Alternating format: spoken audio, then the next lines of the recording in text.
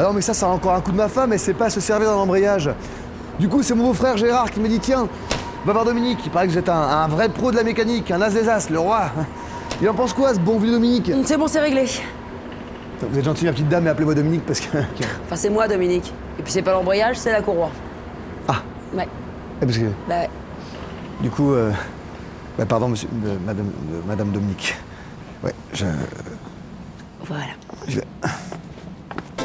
Agriculteur, on dit que c'est un métier masculin, mais je ne suis pas du tout d'accord. Je suis installatrice donc de poêles à accumulation ou à inertie. Je suis coiffeur, je suis en entreprise. Ça fait 40 ans que je fais ce métier, serrurerie, métallerie. Alors en maison de retraite médicalisée, l'aide-soignant accompagne les personnes dans les actes de leur vie quotidienne. J'ai travaillé un peu partout en Europe et depuis 7 ans, je suis ici dans l'Ariège au CFA et j'enseigne le métallier. J'ai décroché un titre de champion du monde. De là, j'ai décidé de revenir dans la région, donc j'ai fait 1 an à Toulouse. Et ensuite, j'ai décidé de monter mon entreprise il y a 2 ans.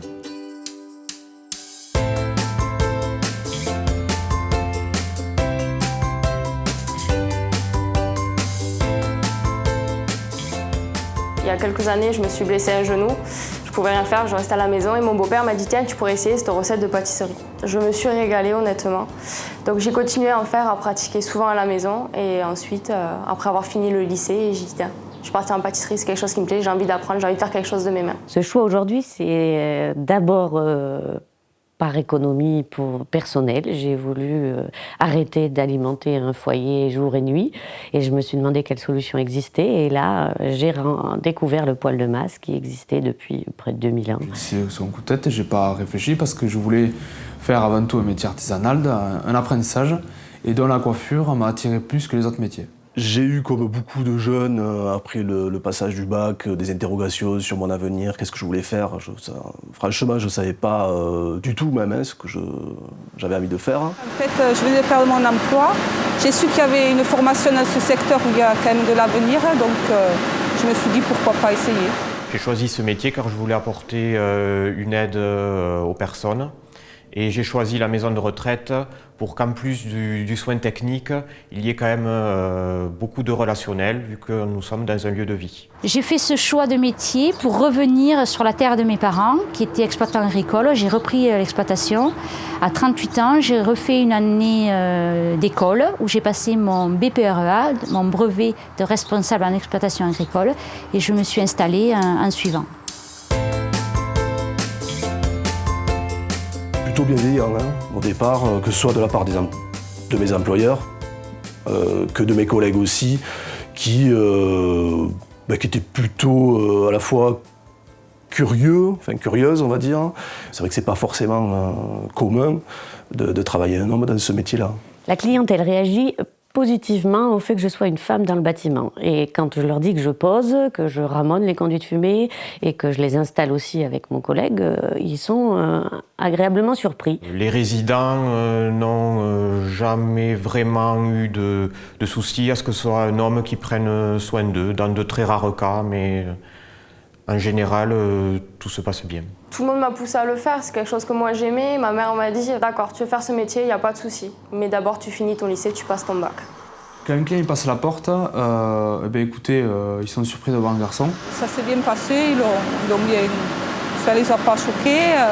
Plus éloignés, souvent on m'a dit seul au milieu d'hommes.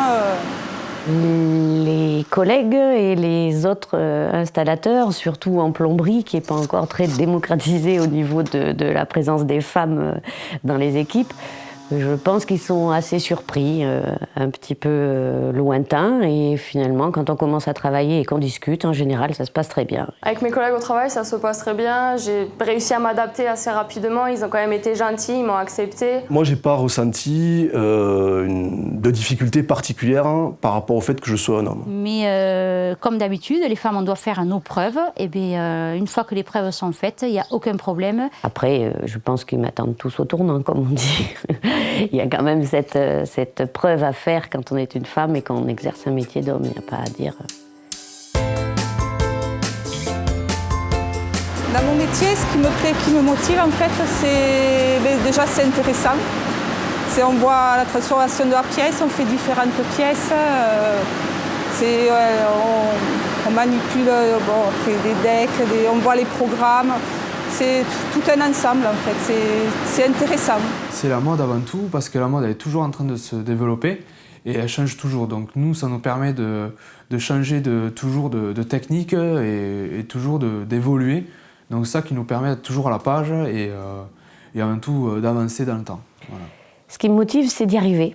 Parce que c'est vrai que j'avais un doute au départ. Est-ce que j'étais capable de gérer une telle entreprise et surtout des travaux de cette sorte? Le plus intéressant, c'est le contact humain. Hein. C'est le fait de travailler avec des gens, je vais le dire comme ça, des personnes. Chaque situation est différente. Ce qui me plaît le plus dans mon travail, c'est la liberté de travail que l'on a tous les jours. J'ai trouvé un équilibre à la fois dans le métier et dans ce lieu de travail.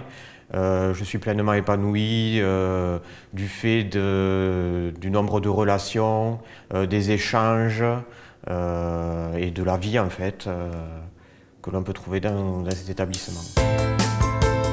Pour la suite de ma carrière, j'envisage de devenir très technique sur le veau de lait. Je suis en train de prendre un appui technique justement et je veux être une pro du veau de lait sur le département. J'ai envie d'être la référence. Oui, après des perspectives, il y en a, oui, forcément, parce que je commence au bas de l'échelle, mais déjà apprendre bien mon travail et voir la suite. Je suis très bien dans ce que je fais en tant qu'assistant social. Aujourd'hui, je ne fais que conforter en gros le travail que je mène déjà ici sur ce secteur-là et je suis très bien dans ce que je fais pour le moment. Dans ce métier métallerie-serrurerie, je n'ai pas trouvé beaucoup de femmes. Quelques-unes qui sont encore dans ce métier, qui l'aiment beaucoup. Personnellement, l'environnement industriel ne m'a pas dérangé. Après, c'est sûr que le bruit, les 3-8, c'est compliqué, donc il faut y penser avant. Personnellement, ça ne va pas poser de problème.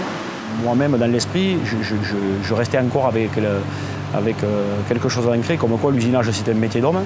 Et à un moment donné, moi-même, j'ai voulu tenter l'expérience, tenter le pari pour essayer de casser ça, même par rapport à l'équipe, pour apporter du renouveau.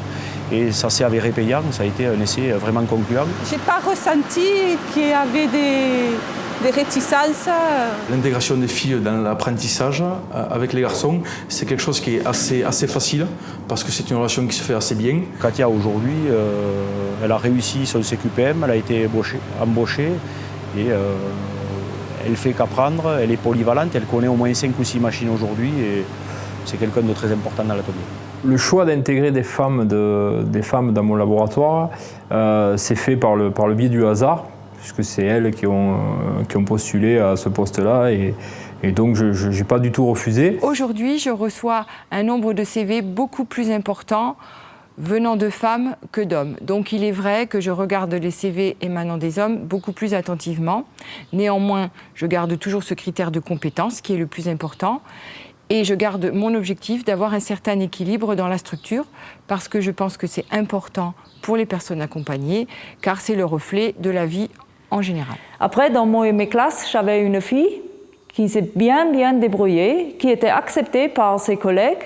Elle voulait produire quelque chose, elle voulait créer quelque chose, elle a bien réussi. Garçons et filles, ça va très bien ensemble, chacun apporte sa pierre à l'édifice et ça permet de monter ensemble la classe vers les hauteurs, tout simplement. L'apport a été bénéfique parce que, au vu que j'avais déjà un garçon en place, ça a amené une complémentarité entre l'un et l'autre et l'apprenti qui est arrivé derrière a apporté sa touche féminine aussi, et ce qui est pas négligeable dans un laboratoire de pâtisserie.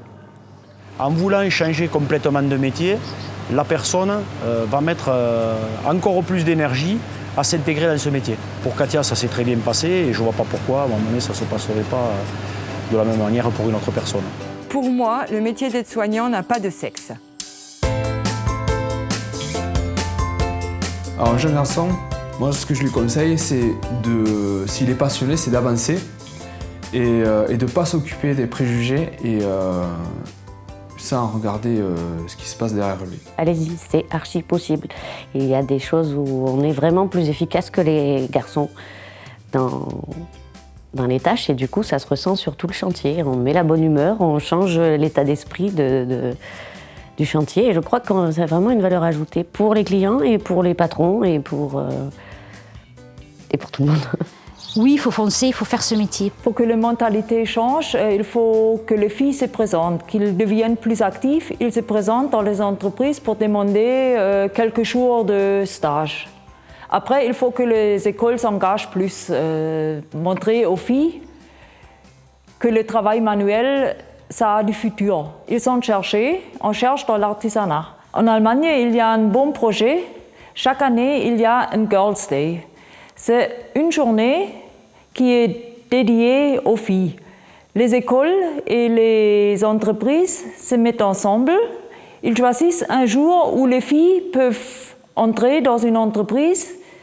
Soit elles regardent ou elles participent activement à l'activité de l'entreprise.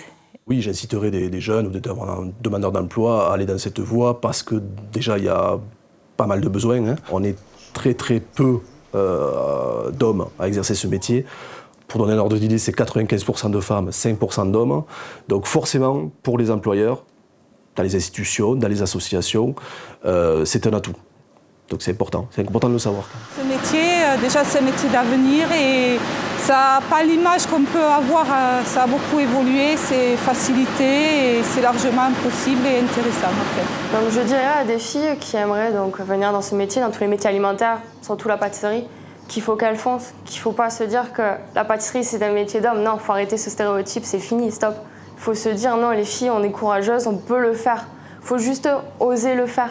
Il faut mettre un pied devant, se dire allez, je me lance, je le fais. Parce que si elles font un métier qu'elles n'aiment pas, dans quelques années, elles le regretteront.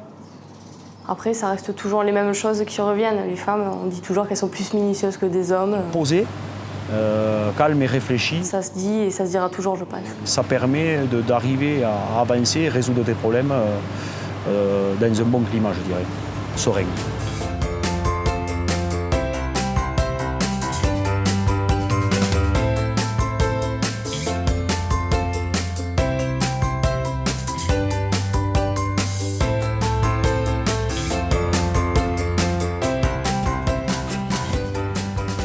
Hey, elle cherche quoi la petite dame? La photocopieuse?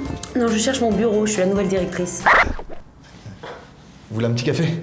Et des photocopies. Des photocopies. J'y vais. Allez-y. Voilà.